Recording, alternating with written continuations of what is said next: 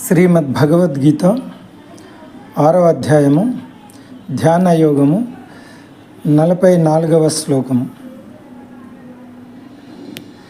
పూర్వాభ్యాసేన తేనైవ హ్రియతే యవశోపి సహ జిజ్ఞాసురపి యోగస్య శబ్ద బ్రహ్మాతి వర్తతే.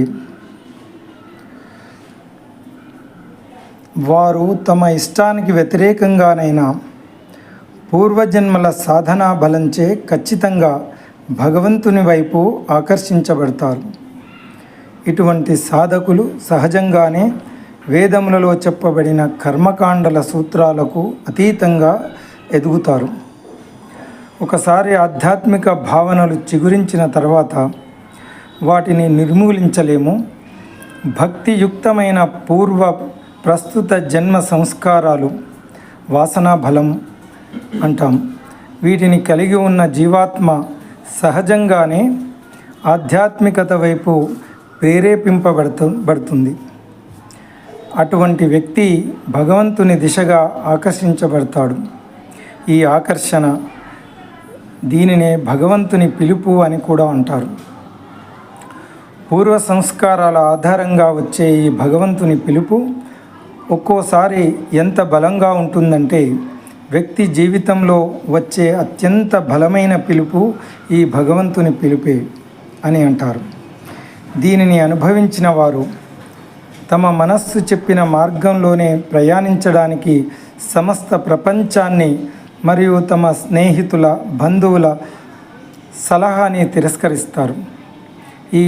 ఈ విధంగానే చరిత్రలో గొప్ప రాకుమారులు, ఉన్నతమైన హోదాలో ఉన్నవారు మరియు ధనవంతులైన వ్యాపారవేత్తలు ఇలాంటి వారు తమ ప్రాపంచిక సుఖాలను త్యజించి మునులు, యోగులు, సన్యాసులు, ఆధ్యాత్మికవేత్తలు మరియు స్వామీజీలు అయ్యారు.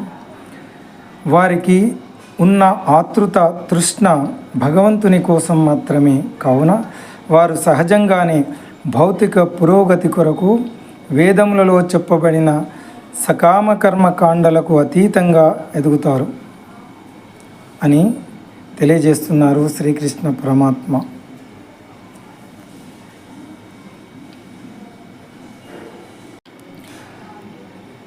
Indeed, they feel drawn toward God, even against their will. On the strength of their past discipline, such seekers naturally rise above the ritualistic principles of the scriptures.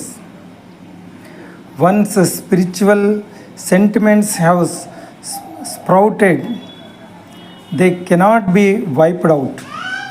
The soul with devotional sanskaras, tendencies and impressions from the present and past lifetimes gets naturally inspired toward spirituality. Such an individual feels drawn toward God, and this pull is also referred to as the call of God. Based upon the past sanskaras, the call of God sometimes becomes so strong that it is said the call of God is the strongest call in one's life. People who experience it reject the entire world and the advice of their friends and relatives to treat the path of that draws their heart. That is how in history great princes, noblemen, wealthy business persons, etc. renounced the comfort of their worldly position to become ascetics, yogis, sages, mystics and swamis. And since their hunger was for God alone, they naturally rose above the ritualistic practices prescribed in the Vedas for material advancement. Om Tat Sat.